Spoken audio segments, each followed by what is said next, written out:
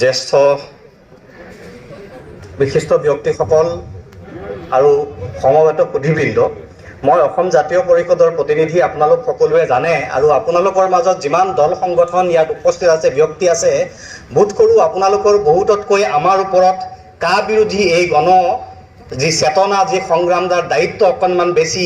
সম্ভৱতঃ বোধ কৰোঁ এই কাৰণেই যে অসম জাতীয় পৰিষদ কা বিৰোধী আন্দোলনৰ গৰ্ভত জন্ম হোৱা এটা ৰাজনৈতিক দল আৰু অসম জাতীয় পৰিষদৰ প্ৰতিগৰাকী সদস্য, প্ৰতিগৰাকী নেতাই এই কথাটো আমি আন্তৰিকতাৰে উপলব্ধি কৰোঁ যে এই সংগ্ৰামখন ৰাজনৈতিকভাৱে আগবঢ়াই নিয়াৰ অসম জাতীয় পৰিষদে যি দায়িত্ব লৈছিল, সেয়া অতি আন্তৰিকতাৰে আমাৰ গাত শেষ বিন্দু তেজ থকালৈকে অসম জাতীয় পৰিষদৰ প্ৰতিগৰাকী নিষ্ঠাবান কৰ্মীয়ে আগবঢ়াই লৈ যাব।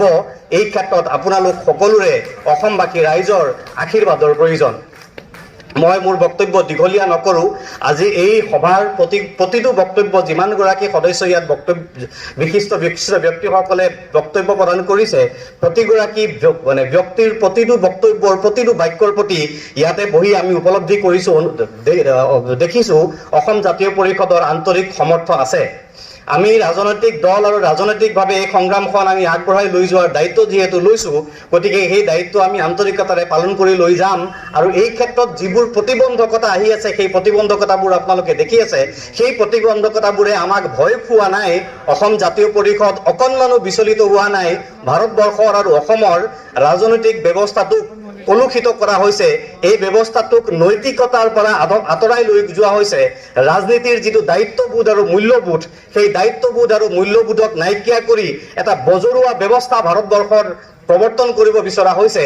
তাৰ বিৰুদ্ধেও অসম জাতীয় পৰিষদে এই ৰাজনৈতিক সংগ্ৰাম অব্যাহত ৰাখিব আৰু সেই ক্ষেত্ৰতো আপোনালোক সকলোৰে সমৰ্থন, সহযোগিতা আৰু আশীৰ্বাদৰ প্ৰয়োজন। আপোনালোকে নিশ্চয় মন কৰিছে, মোক যিসকলে চিনি পাইছে, মই এটা গুৰুত্বপূৰ্ণ কথা ইয়াত ক'ব লাগিব বুলি ভাবিছোঁ, এইটো প্ৰাসংগিক, যে আমি কেইজনমান ব্যক্তিয়ে ইয়াতে বহি সভাৰ মাজতে দেখিবলৈ যদিও বিশৃংখলাৰ নিচিনা হৈছে, কিন্তু আমি ইয়াতে ফেচবুক লাইভ কৰিছোঁ। ফেচবুক লাইভ কৰাৰ আমাৰ অৰ্থ উদ্দেশ্য এইটোৱেই যে আমাৰ ইয়াত ৰৈ থকা যিসকল সাংবাদিক বন্ধু আছে, তেখেতসকলৰ বহুত সমস্যা আছে, তেখেতসকলৰ বহুত কম্পালচন আছে। ইয়াত তেখেতসকলে ৰেকৰ্ড কৰি নিয়া প্ৰতিটো বক্তব্য আৰু বিষয়বস্তু হয়তো তেখেতসকলে যেনেকৈ ভাবিছে তেনেকৈ প্ৰকাশ আৰু সম্প্ৰচাৰ কৰিব নোৱাৰিবও পাৰে।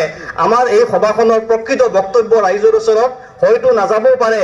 গতিকে আমাৰ যিমান মানুহৰ ওচৰত মোবাইল আছে আৰু যাৰ ওচৰত ইণ্টাৰনেট আছে, এনেকুৱা ধৰণৰ সভাবিলাকত আমি সকলোৱে ফেচবুক লাইভ বা এনেকুৱা ধৰণৰ ব্যৱস্থা কৰি অসমৰ প্ৰতিগৰাকী মানুহৰ ওচৰলৈ এনেকুৱা সভাবোৰৰ বক্তব্য পৌঁছাই দিয়াটো আমাৰ এটা দায়িত্ব। এই কথাখিনি কৈ আপোনালোক সকলোকে শ্ৰদ্ধা জনাই মই মোৰ বক্তব্য সামৰণি মাৰিলোঁ। ধন্যবাদ।